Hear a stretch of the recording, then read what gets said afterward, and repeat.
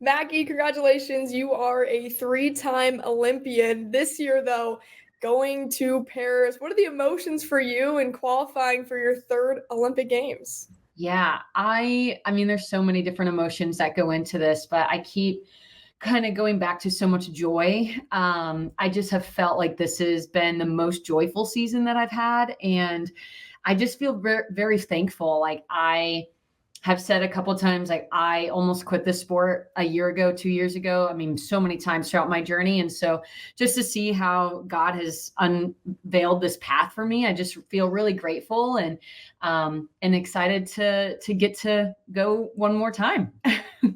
Yeah, Maggie, I watched your emotional interview talking about just wanting to persevere through and, almost quitting. What made you so motivated to continue your journey on? Yeah, I don't know if it was motivated, would be the word I'd use. I think it was just trusting. I feel like my husband is a huge part of that. He was the person who believed in me probably the most, more than I believed in myself. And he's my coach. And so I think that's just been a big part of my story. And then also just like trusting that God had this in my plans, like that I was given a gift. I think that's been the biggest thing, is to understand like, hey, I've been given this gift for whatever reason. It's a random gift. All right. Like not everybody is given a gift to throw something really far, but that's been mine. And so I just want to use that to the biggest capacity that I can and take it as far as I can. And to use that to talk about Jesus. That's been kind of my driving force. And I think it's taken me a long time to accept that, because I think I fought it for a really long time. And I think that's why, when the losses would come, it felt so deeply and it felt so defeating, because I just felt like it was kind of like the end of the world, and my foundation was crumbling under me. And I'm like, why am I doing this? Why am I putting myself through this? But at the end of the day, I'm so, so thankful that I was able to persevere, and I had people around me in my corner, rooting me on, spurring me on to keep going. And then finally just accepting it that, hey, Maggie, you're meant to do this. Like you were made to do this. And that's something that I've just been really clinging to this season, is to walk in faith and walk boldly, because I feel like I was made to do this. What's been some of your, biggest realizations through the sport too? You talk about all of that, but also Yeah. just like I feel like a lot of women deal with imposter syndrome and not believing in 100%. themselves and just like the confidence part of it. Mhm. How have you realized that on your path? Yeah, the imposter syndrome was huge, especially when I made my first team in 2016. I had only been throwing the javelin about 3 years at that point. And so to my goal in 2016, as a 21, 22-year-old kid, just graduated, was okay, if I can just be an All-American one time, like if I can finish my collegiate season on a high, not that I would win the collegiate season, but that I would just, be in the top 8 in the nation, then I was going to be super satisfied with that. And so then to go from that to winning NCAAs, setting the collegiate record at the time, and then winning the trials, and then becoming an Olympian was just totally like something I could never have guessed for myself, and was not like something that I had pictured for myself. And so I felt like a lot of imposter syndrome through that. And I did not have a strong faith at that time. Like it was a very transactional, faith of like, well, if I go to church and I do the right things, then I'm going to be blessed. And just, that's not the character of God. And I feel like, and that's not the relationship I want with God. And so I feel like having that imposter syndrome coming, they call it the Olympic hangover, right? So right after the Olympics, a lot of athletes go through this, which is, wow, my world is completely different because I just achieved something I never thought that I would. And what does that mean now? And so I navigated through a lot of mental health issues, to be quite honest, from 2016 to about 2019, where I was perfectly fine with being done with the sport, and I was putting it away and just, it is what it is. And I could be a one-time Olympian and hoorah. And then my husband really came into my life at that point and helped me kind of realize, okay, should we try again for 2021? Ended up making it for 2021, had my best season, and still one of my best throws ever during that season.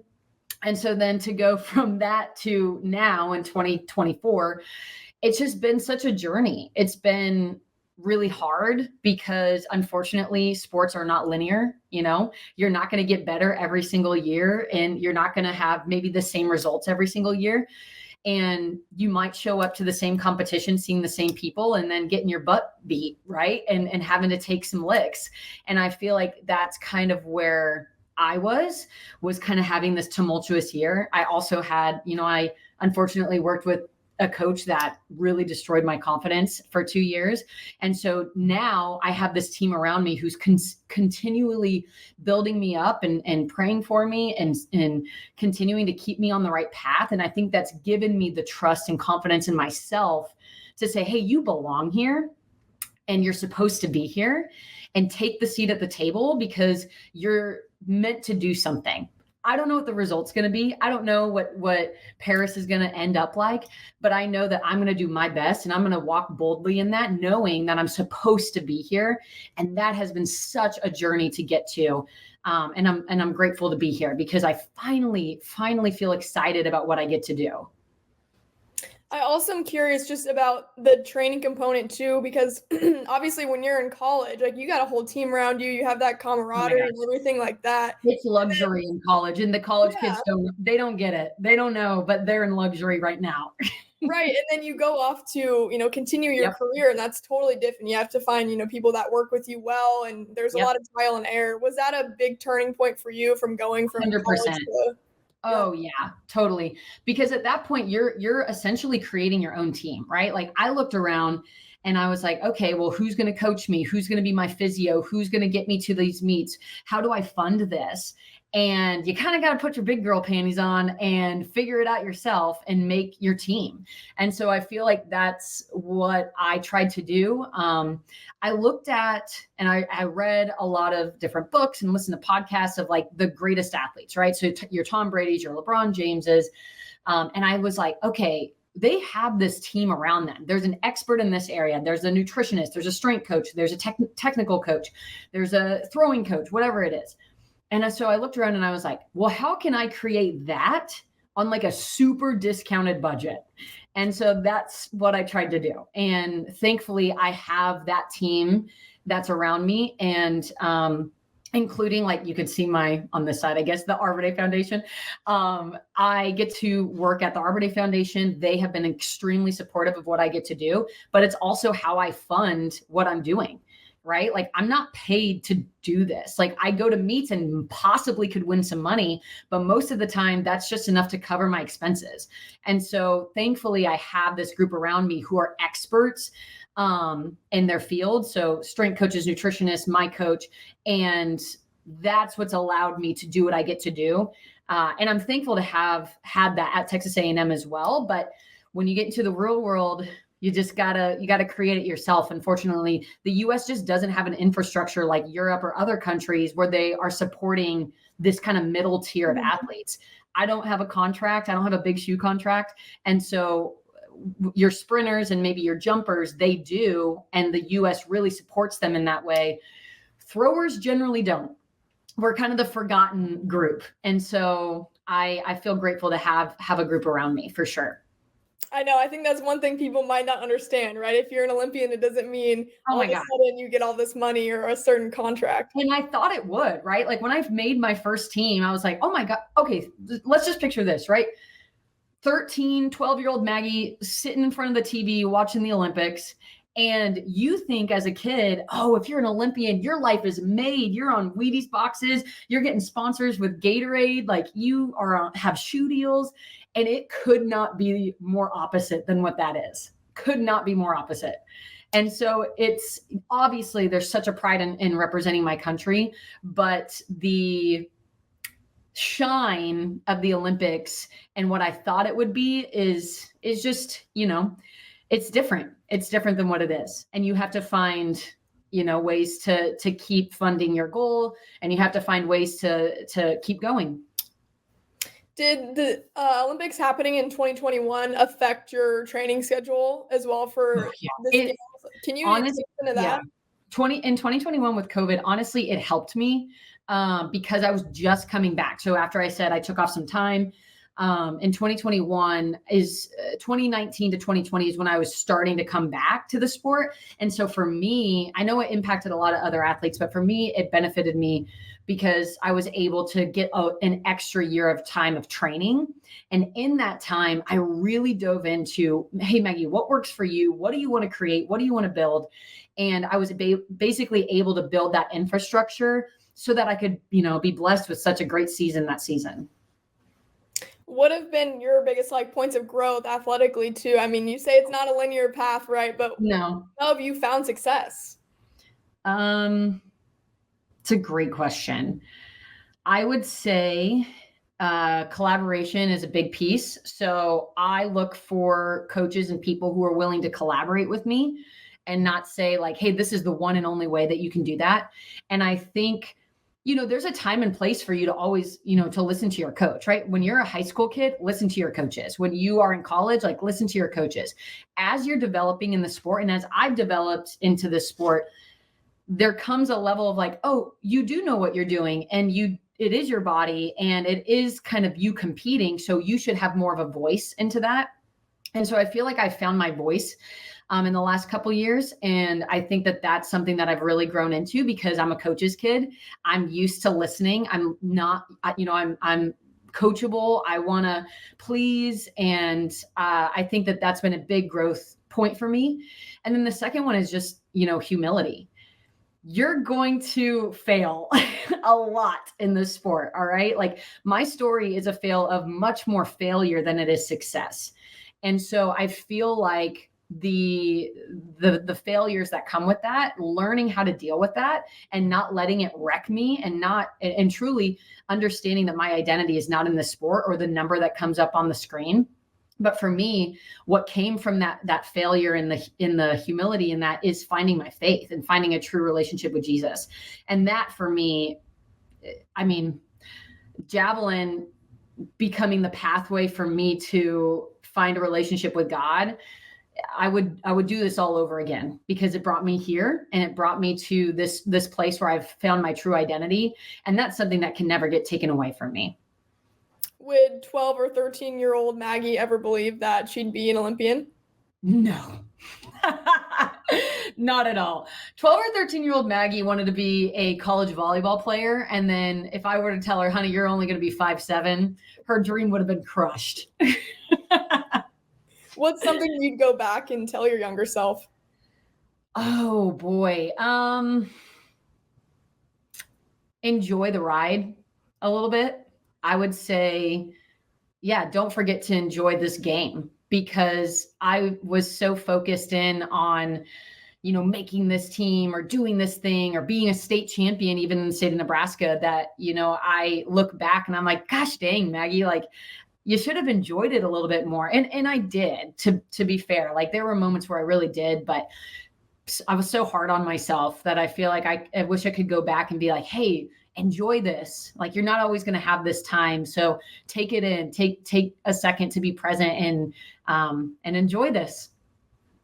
Being a Nebraska native, what would your message be to young athletes and especially little girls in the state that want to grow up to be Olympians or pro athletes?